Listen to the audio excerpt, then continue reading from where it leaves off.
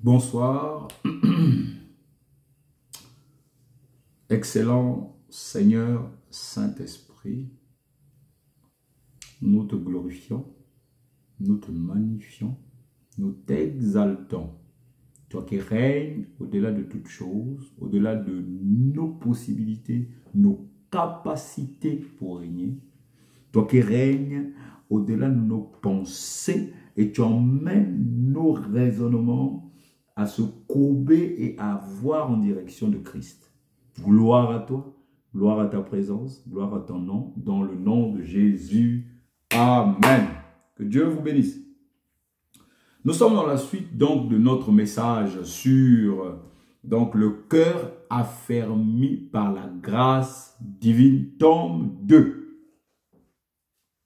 Je vais lire une écriture. Alléluia. Je vais utiliser la version du Esprit et vie. Je vais lire une écriture palpable.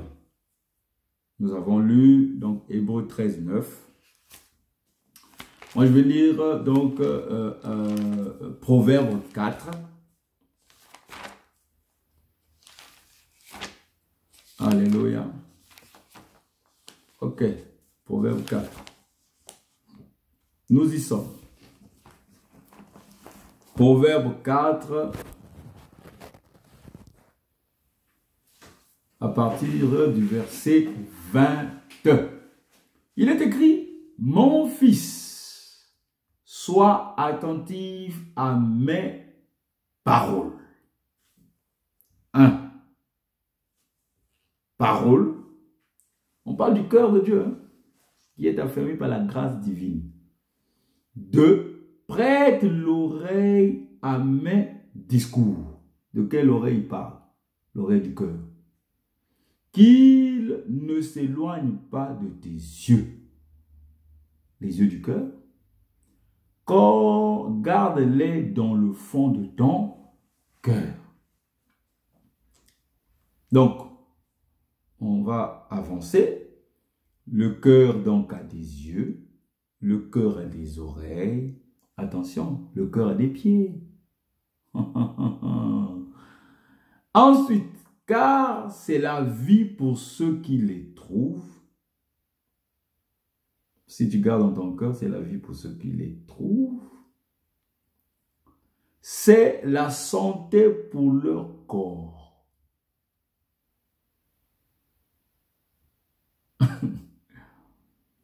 Garde ton cœur plus que toute autre chose, car de lui viennent les sources de la vie. On va s'arrêter là. Après, on va continuer. Du cœur viennent les sources de la vie. Vous pouvez vivre aussi longtemps avec une personne, mais vous ne connaîtrez jamais son cœur.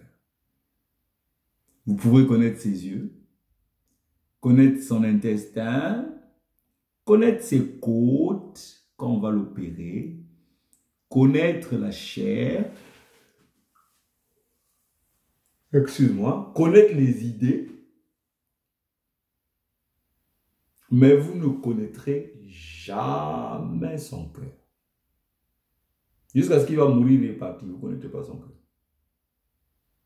Le cœur est la source de l'homme. Athée ou chrétien. Ceux qui se disent chrétiens. Ceux qui se disent athées. Le cœur, on a quelque chose de commun, le cœur. Le cœur physique de l'homme doit refléter le cœur de Dieu. Si tous les hommes ont le cœur de Dieu, on a quelque chose de commun, c'est le cœur de Dieu. Le cœur est la puissance de l'homme. C'est le cœur qui envoie les pensées au cerveau. C'est le cœur qui commande, qui prend les commandes dans un homme. C'est le cœur qui est le siège de tout. Et le combat sur la terre se passe dans le cœur. La guerre de l'âme, c'est dans le cœur. Chaque esprit veut occuper ton cœur. Chaque homme séducteur veut occuper ton cœur. Garde ton cœur loin de toute autre chose, car de lui viennent les sources de la vie.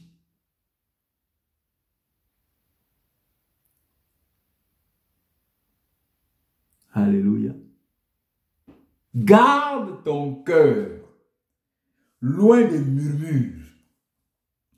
Garde ton cœur loin des provocations. Ton cœur doit être affermi par la grâce divine.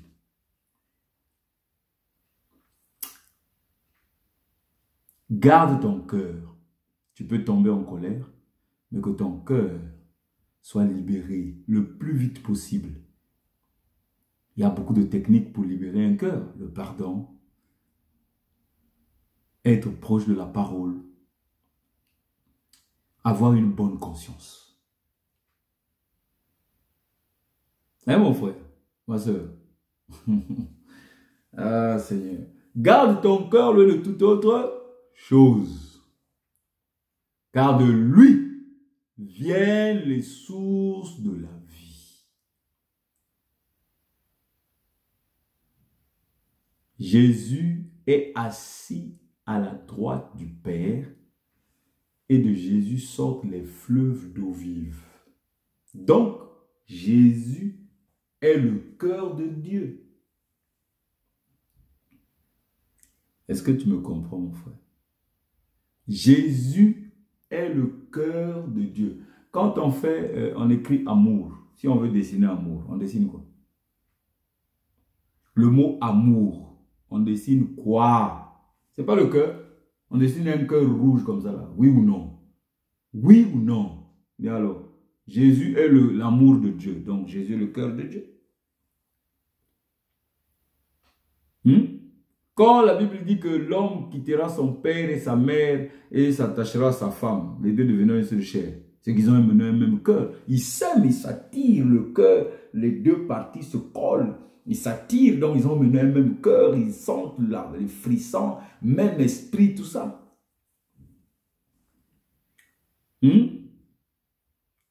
Ne savez-vous pas que votre cœur est le temple du Saint-Esprit?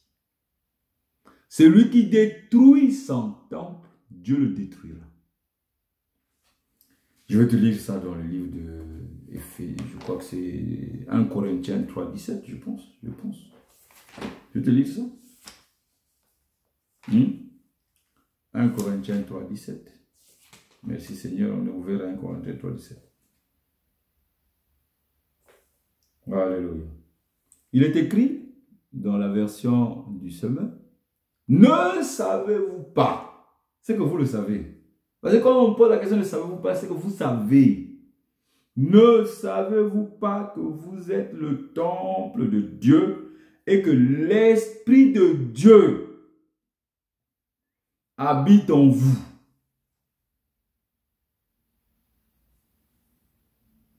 Il dit, si quelqu'un détruit son temple, pas le temple du voisin. Si tu détruis ton temple, tu vas forcément détruire, tu vas tout faire pour vouloir détruire le temple de ton voisin. Si quelqu'un détruit son temple, Dieu le détruira. C'est ton cœur. Le corps que tu vois là, le cœur est le moteur d'un homme sur la terre. Le cœur est le moteur, est la puissance de l'homme. Quand le cœur s'arrête, on a vu ça la dernière fois, tout s'arrête. Quand Jésus s'arrête, tout s'arrête. Jésus est le cœur de Dieu. Il est assis à la droite du Père. La Bible dit que des fleuves d'eau vive jaillissent en lui. Il dit, celui qui boira n'aura plus soif. Celui qui mangera son corps n'aura plus faim. Des fleuves d'eau vive jailliront de lui. Il dit, si tu manges de mon pain, la Bible dit que Jésus est le pain de vie qui descend du ciel. Il dit, si tu manges mon pain, des fleuves d'eau vive jailliront de lui. Il n'y a que ce qui t'engendre qui te donne la chose. L'engendreur donne à l'engendré.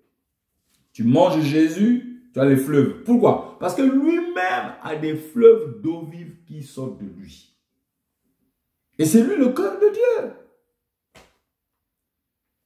Or, l'homme en entier ne vaut absolument rien sans cœur. Ça veut dire que l'homme, en réalité, c'est son cœur. L'homme est accolé à son cœur. Un homme bon, le cœur reflète la bonté. Un homme mauvais, le cœur reflète la bonté. Donc, l'homme est jugé par son cœur. Je ne te parle pas du cœur de chair. Hein.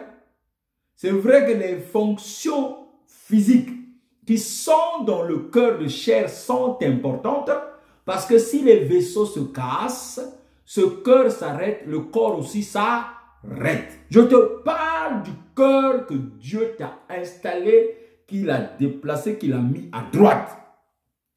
Le cœur dans lequel tout jaillit. Si on opère ton cœur physique là, on ne verra pas l'amour, on ne verra pas les sentiments, on ne verra rien du tout. On verra que le boule de sang, beaucoup de sang. On verra que ça. Le Saint-Esprit, ne savez-vous pas que votre cœur est le temple du Saint-Esprit? Il est le temple de Dieu. Dieu te dit, ne savez-vous pas que vous êtes le temple de Dieu? Vous, c'est qui? Quand on dit vous êtes, c'est qui? C'est le physique ou bien c'est ton cœur? Non, réponds-moi, j'entends. J'ai envie d'entendre l'oreille. Et que l'Esprit de Dieu habite en vous. L'Esprit de Dieu vit dans ton corps. L'Esprit de Dieu vit dans ton cœur de chair là-haut. Celui qui bat doundou là. L'Esprit de Dieu vit dans le cœur que Dieu a mis en toi. Le cœur qui est ton esprit. Lorsque le corps s'arrête de vivre, l'esprit continue. Le cœur de Dieu ne peut pas s'arrêter. Le cœur qu'on te donne ne peut pas s'arrêter. Ton esprit continue, que tu puisses errer, que tu sois à gauche ou à droite, ton cœur va toujours être. Ton esprit va être reconnu. Tu vas voir ton corps par terre, mais tu es esprit. C'est ça l'homme. L'homme né de Dieu. L'homme esprit. L'homme esprit. Pourquoi laisses-tu des gens détruire ton cœur? Éphésiens 4, verset 14. Je vais te lire Éphésiens 4, verset 14. Alléluia. Merci Seigneur. Que je sois tombé sur Éphésiens 4, verset 14. Tu es bon, tu es Dieu. Alléluia. Gloire à Dieu. Il est écrit, de même, de cette manière, pardon, nous ne serons plus de petits enfants. De quelle manière? Si tu lis à partir du verset 11, quand il donne quand la doctrine de Christ donne des ministères, je vais te commencer ça par là. C'est lui qui a fait don de certains comme apôtres, d'autres comme prophètes, c'est des dons, hein? D'autres comme prédicateurs de l'évangile, d'autres comme comparables à des bergers, mais encore comme enseignants. Il dit, il a fait don de ces hommes pour que les membres du peuple saint soient rendus après à accomplir leur service en vue de la construction du corps de Christ.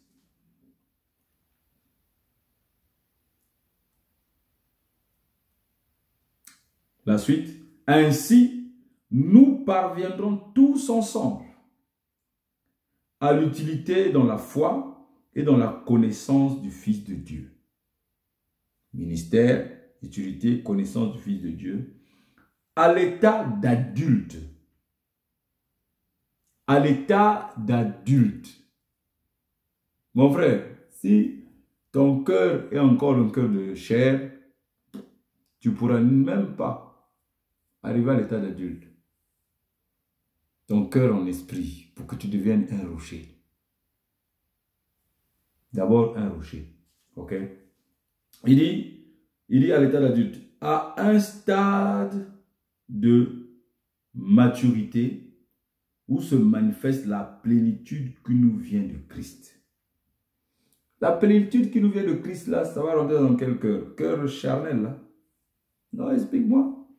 Et il te dit, de cette manière, nous ne serons plus des petits enfants. Nous ne serons plus des petits enfants. À chaque fois, on te parle, il dit, le royaume de Dieu appartient aux petits enfants. Oui, mais il faut grandir. Hein? Et tu vas rester petit enfant. Tu pries tous les jours là, Seigneur Jésus, donne-moi, donne-moi, donne-moi, fais-moi ceci, donne-moi à manger, donne-moi ceci, donne-moi ceci, donne-moi ceci. Tu es encore petit enfant. Quand est-ce que tu vas combattre? Quand est-ce que tu vas faire la volonté de Dieu? Quand est-ce que tu vas parler? Quand est-ce que tu vas saisir le ministère et franchir la ligne? Dépasser la limite. Quand? Quel est le jour que tu vas dire, Seigneur, je fais ta volonté? Je fais ta volonté, Père. Maintenant, je fais ta volonté. Quand? Quel est le jour où tu vas t'asseoir et faire la volonté de Dieu? Quel est le jour? L'Esprit de Dieu doit habiter. Cherche ton corps, ton cœur pour habiter. L'Esprit de Dieu est à la porte, veut entrer, habiter en toi. Ne savez-vous pas que vous êtes le temple de Dieu et que l'Esprit de Dieu habite en vous? Et on se parle aux Corinthiens, mon ami. Ceux qui font du n'importe quoi, qui détruisent le temple de Dieu. On ne te parle pas de ton corps. Ton corps est éphémère. Mon Dieu, trouve-le, mets les boucles d'oreilles, 15 ici, 12, machin, mets les tétans, mets tout ce qu'il faut. Bois et vis comme tu veux. Tu détruis ton corps. Tu es en train de détruire et ton corps et le temple de Dieu. Parce que quelqu'un qui a bu n'a pas un cœur bon. Quelqu'un qui est ivre va voir quel cœur bon. Si on lui emmène un malade, il pourra prier, imposer les mains, puis le malade sera guéri. Un enfant de Dieu est comme un médecin. Allez-y voir un docteur. Il prend une seringue. Il met le produit. Et quand il vous parle, il empiffe l'alcool. Vos peurs vont sortir. On va dire, ah, s'il me pique à l'os là, il pue l'alcool. Quel médecin? Un enfant de Dieu qui craint Dieu est prêt tout le temps de sa vie. Tout le temps de sa vie. L'enfant de Dieu est prêt. Parce qu'on peut l'appeler à 3 h du matin. On peut l'appeler à 1 h du matin. À chaque moment, on peut l'appeler. À midi, quand il sort, il a une situation, il dit non, il faut qu'on prie. Mais si tu es ivre, hein, la Bible dit, ne vous enivrez pas d'alcool et de vin, mais soyez au contraire remplis du Saint-Esprit. Il a dit aussi que pour le serviteur Jean-Baptiste, qu'il ne soit pas adonné au vin, mais qu'il se nourrisse de miel et sauterelle. Il le dit. Les gens cherchent des versets de vin. Vous voulez rester dans le vin. Restez. Est-ce que quelqu'un vous empêche? Est-ce que quelqu'un vous empêche? Vous trouvez ça doux? C'est bon. C'est bon. Moi, je parle de ce que Dieu m'a mis à cœur pour vous. Vous ne pourrez pas combattre en étant ivre. Soyez ivre du Saint-Esprit. Vous allez combattre. Aucun homme sur la terre ne pourra vous faire quoi que ce soit. Retenez-le, mon ami. Mes amis, retenez tout ce que la parole est en train de vous dire. Vous allez combattre avec l'Esprit Saint. Vous ne combattrez jamais avec votre chair. N'ayez pas les pensées viles. N'ayez pas les pensées, les raisonnements. Vous calculez tout, vous calculez tout, vous calculez tout. Vous regardez votre compte bancaire, vous regardez vos enfants, vous regardez votre mari, vous regardez votre femme, vous regardez vos maisons, vous regardez l'église. Quand vous venez, vous voulez chanter, chanter, chanter. Allez chanter, chanter, louer, louer, prier, prier, lisant la parole, écoutant la prédication. Vous sortez à midi, je ne sais pas, 13 h, vous dites j'étais à l'église. Ah mon frère, ma soeur. Je te parle des choses qui sont de ton royaume. Ne savez-vous pas que vous êtes le temple du Saint-Esprit. Il est en train de parler, Éphésiens 14. Allons-y dans Éphésiens 14, que nous sommes en train de lire. De cette manière, nous ne serons plus des petits enfants. Dans le livre de 1 Jean 2 te parle des petits enfants, jeunes gens et puis des pères. Attention, tu dois évoluer. Tu ne peux pas rester longtemps petit enfant, tu ne grandis pas. Il faut grandir, mais on ne peut que grandir en accroissement par la parole. Le lait sacerdotal, c'est la parole qui te fait grandir. Et tu changes, tu promènes à la nourriture solide. Il te faut une nourriture solide. Il faut combattre, il faut veiller, il faut tout le temps. Tout le temps. Tout le temps, mon frère. Et il dit, je vais suivre un peu le verset. Il dit, ballottés comme des barques par les vagues et emportés ça et là par le vent de toutes sortes d'enseignements. À la merci d'hommes habiles, c'est-à-dire de la ruse, à entraîner les autres dans l'erreur. Verset 15 dit, au contraire, en exprimant la vérité dans l'amour, nous grandirons à tous égards vers celui qui est la tête, Christ. Nous allons vers la tête. Galates chapitre 4, verset 1 dit quoi? Aussi longtemps qu'un héritier est un enfant. Un héritier qui ne grandit pas.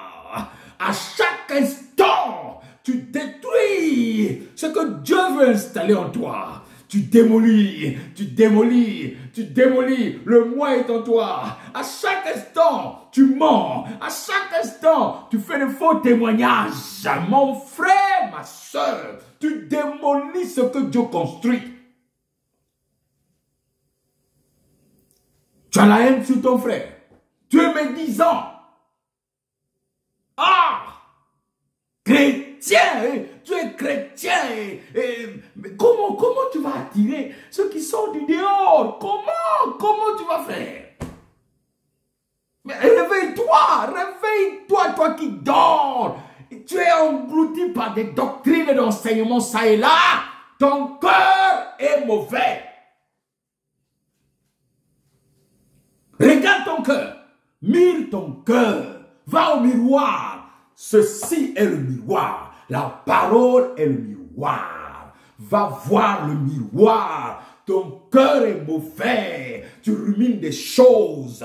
Tu parles dans le cœur. Ça saigne dans le malheur. La Bible dit que Dieu sonde les cœurs et les reins. Comment ton cœur va être affermi par la grâce divine? Savoir que ton cœur est le temple de Dieu. Savoir que ton cœur donne quoi? La vie? Oui ou non?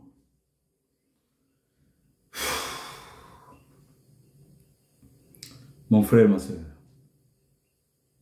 ne savez-vous pas que vous êtes le temple de Dieu et l'Esprit de Dieu habite en vous? Habite où? Dans votre cœur. Pour qu'il habite, il faut que ton cœur soit bon. Quels sont les résultats d'un cœur affermi par la grâce divine? On va le lire dans le livre d'Apocalypse. C'est dit dans le livre d'Apocalypse.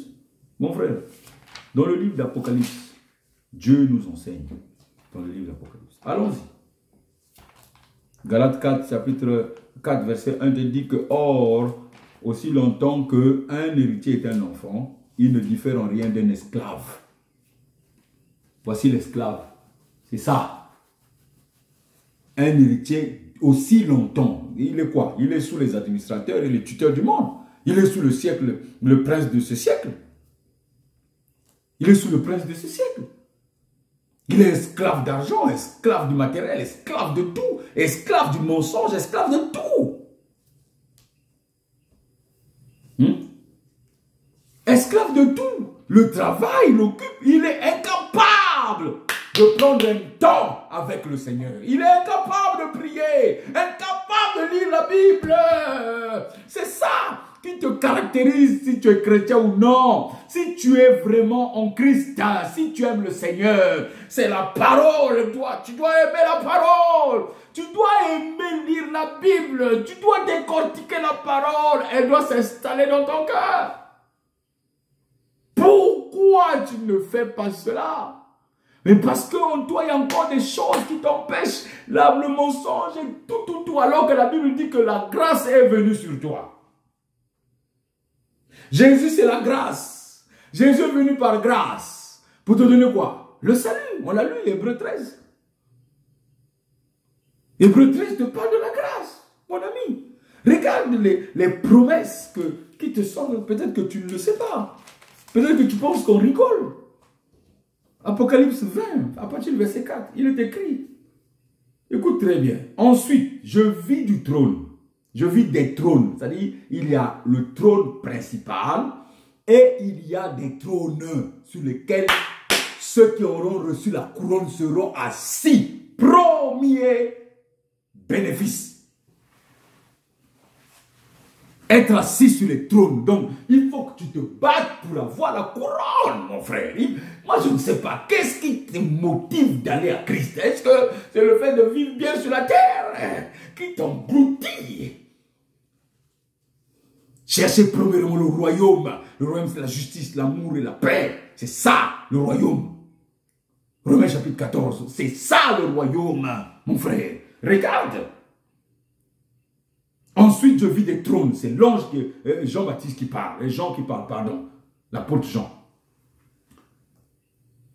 On remit le jugement entre les mains de ceux qui y prirent place.